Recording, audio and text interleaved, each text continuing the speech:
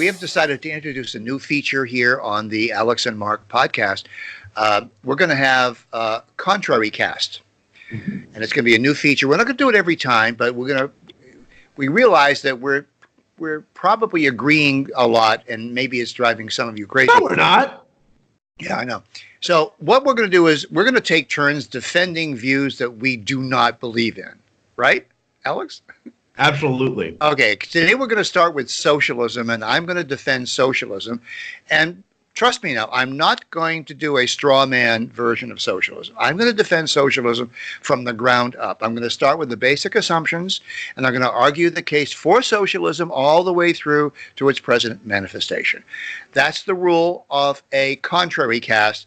We have to do this honestly and passionately as though we were believing what we're talking about. Okay, so we're ready. The ultimate goal is to make I'm giving him time to transition into. No, I'm ready to go. The ultimate goal is if a random stranger just listened, they would think that he honestly believes it. Right. That's the goal. So, Alex, let me ask you: do you really know what socialism entails? Well, as Marx described it, it is public access to the means of production. No, you see, Marx did never. Marx, see, this is where you're wrong. All of you conservatives think that Marx invented socialism. He didn't.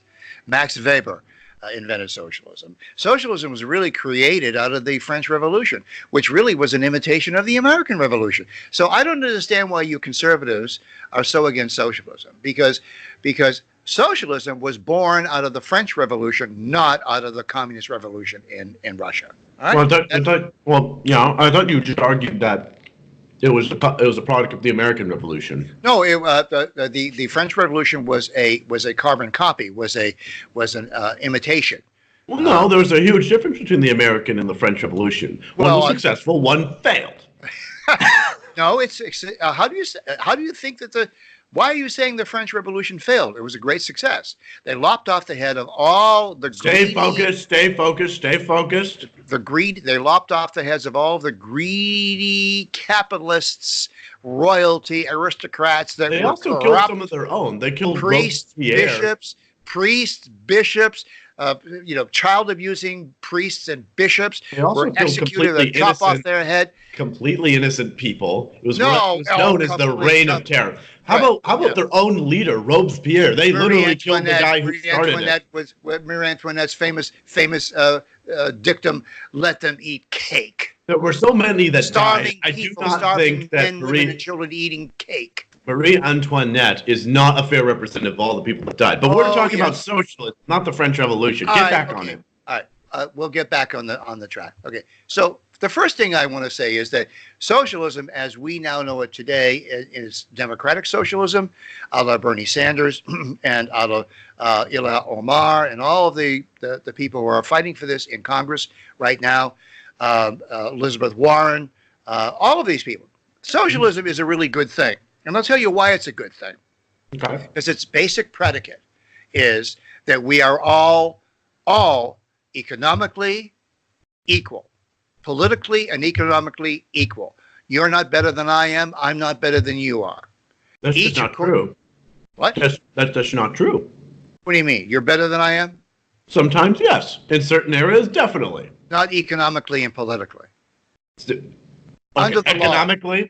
Under the law, are you better than I am? Under the law? Well, I do believe in equal access to opportunities. However, that's not to say that people are equal. See, the thing about socialism is that it has the idea that all men are equal. Mm-hmm. Not that they're created equal, because that is true, but that they are equal. By nature. By nature.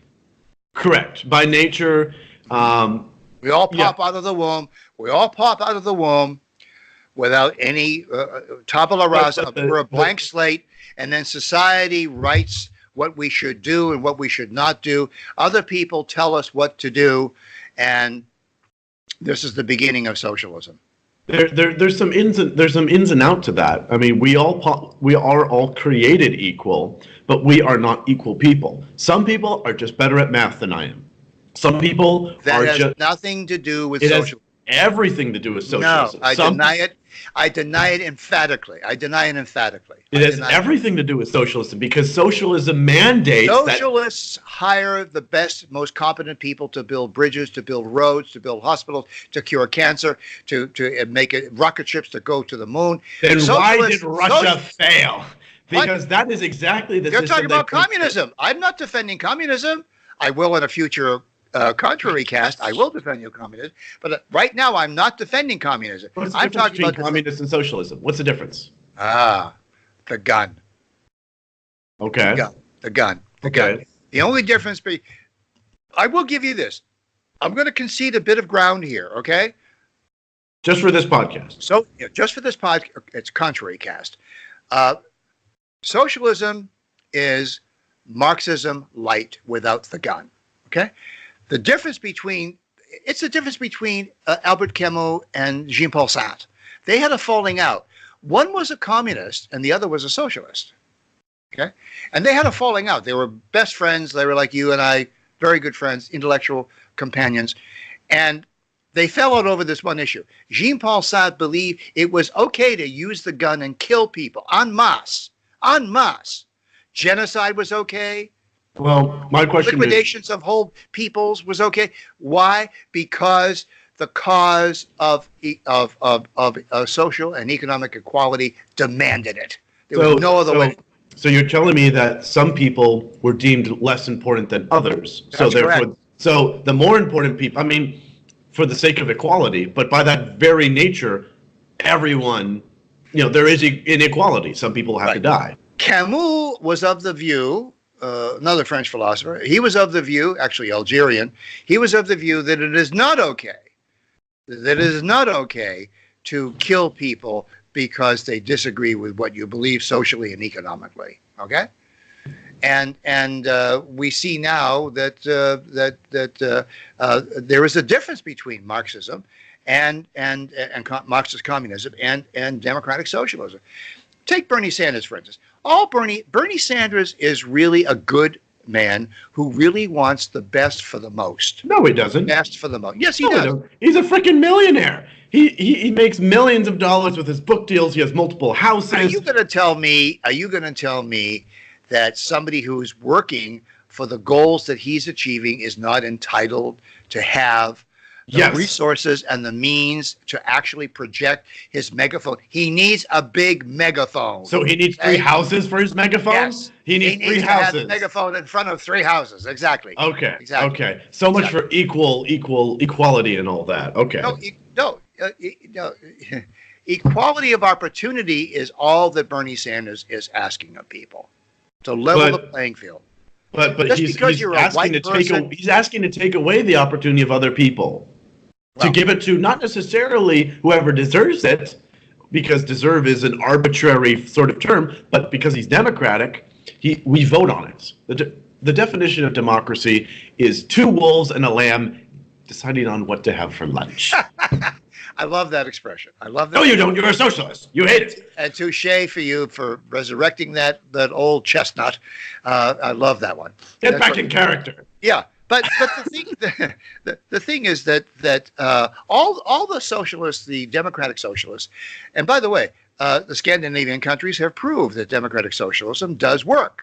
Well, it does work. Socialists, they're not socialists. Look, if the people vote for socialism, how can you, as a conservative Republican believer in democracy, if the people accept socialism, if they bring it onto themselves?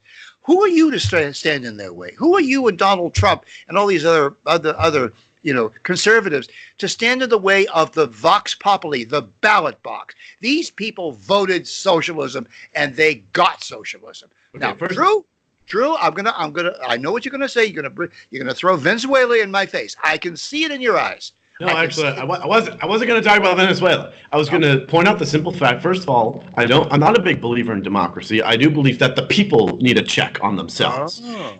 If you read through the Federalist Papers, they don't just talk about the 3 branches of government doing checks and balances on themselves, but the government and the Constitution are also checks against the people and the majority rule. Now, in Denmark and Sweden and all these, first of all, the leaders, specifically of Sweden, I believe also Denmark, have expressly explained to Senator Sanders they are not socialist places. In fact, they are radically capitalist. They just have high taxes. They have no, I believe Denmark has no minimum wage. They have exceptionally low corporate tax rate.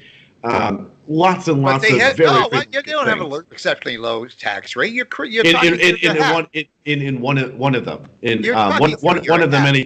There's like they have three or a four. very high tax rate because they get everything On free from the individuals. government. On individuals. They get free education. They get free hospital. They even get free pregnancy leaves for both parents. Both people are allowed to take a pregnancy. So if the people, what I want to know is this: why are you against socialism if the people themselves vote for socialism? That doesn't make any sense to me. Okay. Well, the fact of the matter is that socialism, by its very definition, cannot really be democratic. If the goal, as you say, is to be equal, because people do not vote en masse. By the very definition, voting is an individual thing. An individual makes a choice. It's not we all decide. That's I mean, yes, you can all collectively vote for a leader, but that leader will institute things that the general 50% plus one population disagrees with by its very nature. Right. No, I agree with you. No, I agree with you on that point, and I agree with you that because we only have the two-party system, there are only really two parties in America. But if you go over to the Scandinavian countries that have voted for socialism, the way in which they voted for it was there are like 24 or 30 parties in their Congress, in their assemblies, and whoever gets the majority coalition working together, compromising, they're the ruling. Then they get to form a government. That's what we should have here in the United States. Well, you see, we do. We have 50 parties, but we don't call them parties. We call them states. No, we call them senators, actually. well, no. That's why we have the Electoral College, is so that we're not trying to get a majority vote for determining the president. We're trying to get a coalition of states. We get all these different states with their different issues to agree with each other. Right. But don't you understand that government can play a role in leveling the playing field between the haves and the have-nots? How many times? Well, you probably don't know this because you've never really suffered anything in your life. But for those who have suffered things in their life, people deserve a hand up, and government can provide that. What makes you say that? By creating jobs. Well, the only jobs they can create... Government jobs. I'll admit it. The only thing they can create are government jobs. But you know something? Which are paid for by the taxpayer. But you know something? That's better than having criminals on the street. That's better than having homeless on the street. Well, we could just shoot them all. That's what the government can do, too. That's what we talk about in communism. Now you're reverting to your conservative roots, aren't you? No, it's my communist roots. You're radical. Oh, that's right, because you don't believe in democracy. You really are a communist, aren't you? Yeah. Okay. No.